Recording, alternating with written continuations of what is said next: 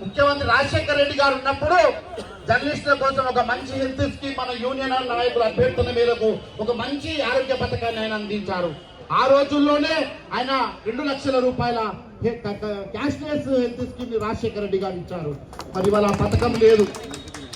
గత ప్రభుత్వం health scheme ని ఉద్యోగులతో సమానంగా జర్నలిస్టులకి ఒక కార్డులు ఇచ్చారు, హెల్త్ కార్డులు. మనం చాలా మురిచిపోయాం. విజ్ఞప్తి ఏమిటంటే మనం ఇవాళ ఈ రాష్ట్ర ప్రభుత్వానికి ఇవ్వబోతున్న మెమరాండంలో ఈ తెలంగాణ రాష్ట్రంలో ఈ లేబర్